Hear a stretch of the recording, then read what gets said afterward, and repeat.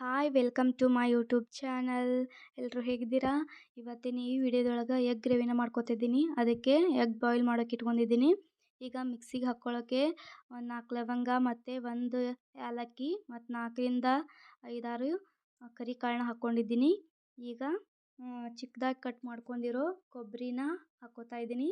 ಒಂದು ಪೂರ್ತಿ ಕಾಯಿದ್ದು ಕೊಬ್ಬರಿನ ತೊಗೊಂಡಿದ್ದೀನಿ ನಾನು. ನನಗೆ ಗ್ರೇವಿದು ಕ್ವಾಂಟಿಟಿ ಸ್ವಲ್ಪ ಜಾಸ್ತಿ ಬೇಕು. ಒಂದು ಪೂರ್ತಿ ಕಾಯಿದು ಕೊಬ್ಬರಿನ ತೊಗೊಂಡಿದ್ದೀನಿ. ಈಗ ನಾನು ಇದಕ್ಕೆ ಟೊಮಾಟೊ ಬಳಸ್ತಿಲ್ಲ, ಹುಣಸೆ ಹಣ್ಣಿನ ನೀರನ್ನ ಬಳಸ್ತಾ ಇದ್ದೀನಿ. ಮೊದಲೇ ನಾನು ಹುಣಸೆ ಹಣ್ಣಿನ ನೀರನ್ನ ನೆನೆ ಇಟ್ಕೊಂಡಿದ್ದೆ. ಈಗ ಅದನ್ನು ಹಾಕಿ ರುಬ್ಕೋತೀನಿ.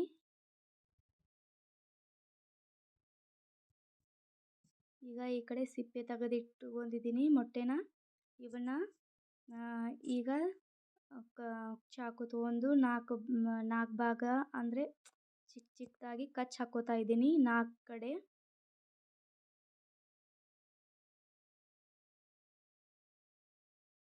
ನಮ್ಮ ಮನೇಲಿ ಸ್ವಲ್ಪ ಜಾಸ್ತಿ ಜನ ಇದ್ದಾರೆ, ಅದಕ್ಕೆ ನಾನು ಗ್ರೇವಿದು ಕ್ವಾಂಟಿಟಿನ ಜಾಸ್ತಿ ಮಾಡ್ಕೊತಿದ್ದೀನಿ. ಎಗ್ಗನ್ನು ಜಾಸ್ತಿನೇ ತೊಗೊಂಡಿದ್ದೀನಿ. ನಿಮ್ಮ ಮನೇಲಿ ನೀವು ಎಷ್ಟು ಜನ ಇದ್ದೀರೋ ಅದರ ಮೇಲೆ ನೋಡಿ ತೊಗೊಳ್ಳಿ.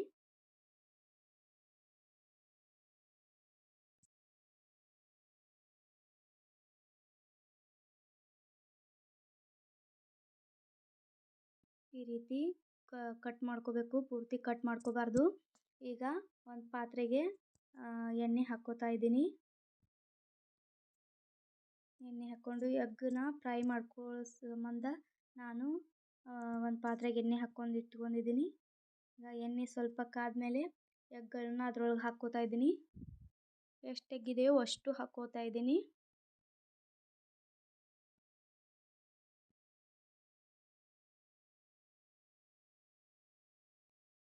ಎಗ್ಗೆಲ್ಲ ಹಾಕ್ಕೊಂಡ್ಮೇಲೆ ಇದಕ್ಕೆ ಸ್ವಲ್ಪ ಮಸಾಲೆ ಪುಡಿ ಹಾಕ್ಕೋತಾ ಇದ್ದೀನಿ.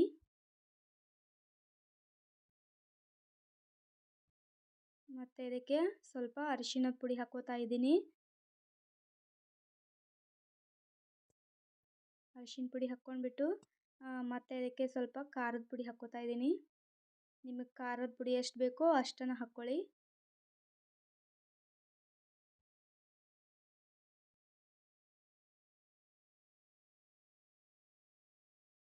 ಈಗ ಇವನ್ನ ಮಿಕ್ಸ್ ಮಾಡ್ತಾ ಇದ್ದೀನಿ ನಾನು ಅಷ್ಟೂ.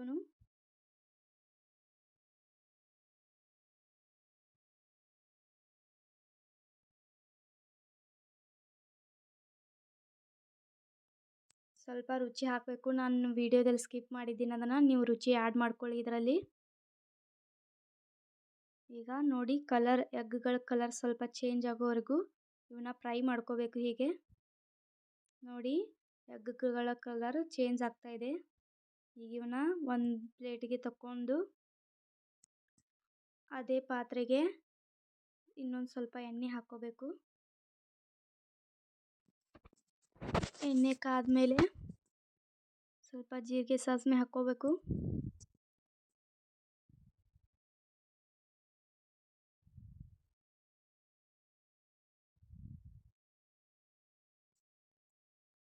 ಅವು ಸಿಡಿದ ಮೇಲೆ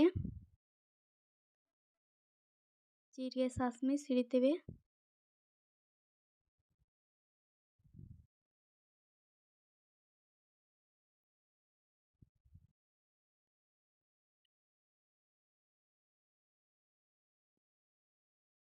ಅವು ಸಿಡಿದ ಮೇಲೆ ಸ್ವಲ್ಪ ಕರಿಬೇವು ಹಾಕ್ಕೋಬೇಕು.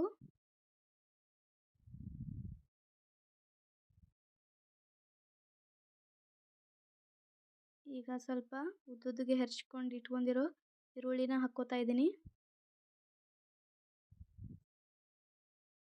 ಈರುಳ್ಳಿನ ಚೆನ್ನಾಗಿ ಫ್ರೈ ಮಾಡಬೇಕು. ನಾ ಈ ಗ್ರೇವಿಗೆ ಬೆಳ್ಳುಳ್ಳಿ ಆಗಲಿ ಶುಂಠಿ ಆಗಲಿ ಏನೂ ಆ್ಯಡ್ ಮಾಡ್ಕೋತಿಲ್ಲ, ಬರೀ ಈರುಳ್ಳಿ ಮಾತ್ರ ಹಾಕ್ಕೋತಾ ಇದ್ದೀನಿ.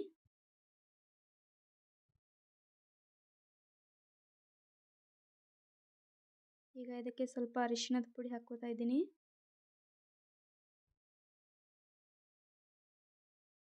ಸ್ವಲ್ಪ ಮಸಾಲೆ ಪುಡಿ ಹಾಕ್ಕೋತಾ ಇದ್ದೀನಿ. ಸಾಂಬಾರು ಪುಡಿನೇ.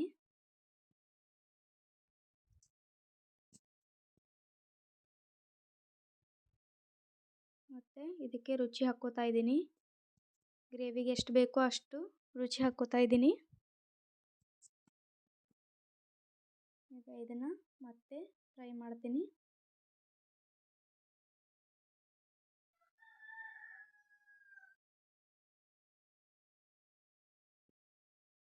ಇದಕ್ಕೆ ಈಗ ಖಾರ ಹಾಕ್ಕೋತಾ ಇದ್ದೀನಿ. ನಾವು ಇದಕ್ಕೆ ಮಸಾಲೆ ಕುಡಿಸಿರ್ತೀವಿ, ಮಸಾಲೆ ಕುಡಿಸಿದ ಖಾರನೇ ಇದು.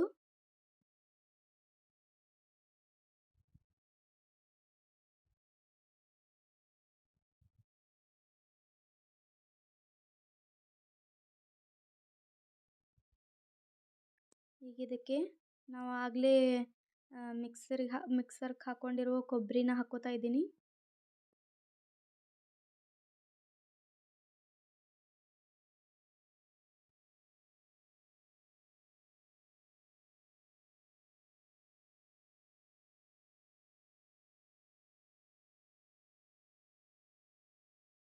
ಒಗ್ಗರಣೆ ಜೊತೆ ಆ ಮಿಕ್ಸರ್ಗೆ ಹಾಕ್ಕೊಂಡಿರೋ ಕೊಬ್ಬರಿನ ಮಿಕ್ಸ್ ಮಾಡ್ಕೋಬೇಕು.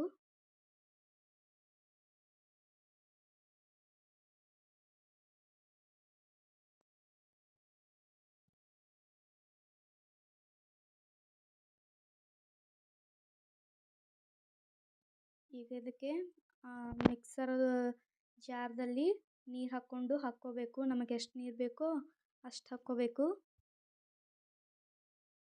ಗ್ರೇವಿ ತುಂಬ ಗಟ್ಟಿನೂ ಬೇಡ, ತುಂಬ ತೆಳುನೂ ಬೇಡ, ಮೀಡಮ್ ಬೇಕಂದರೆ ನೀವು ನೋಡಿ ನೀರನ್ನ ಹಾಕ್ಕೋಬೇಕು. ನೋಡಿ ಅದು ಕುದಿಯೋ ತನಕ ಬಿಟ್ಬಿಡಬೇಕು. ನೋಡಿ ಅದು ಒಂದು ಕುದಿ ಬಂದಮೇಲೆ ನೋಡಿ ಚೆನ್ನಾಗಿ ಕುದೀತಿದೆ. ಹಿಂಗೆ ಕುದಿ ಬರಬೇಕದು. ಹೆಂಗೆ ಕುದಿಯುತ್ತೋ ಅದು ಹಂಗಂಗೆ ಗಟ್ಟಿ ಆಗ್ತಾನೆ ಹೋಗುತ್ತೆ ಗ್ರೇವಿ.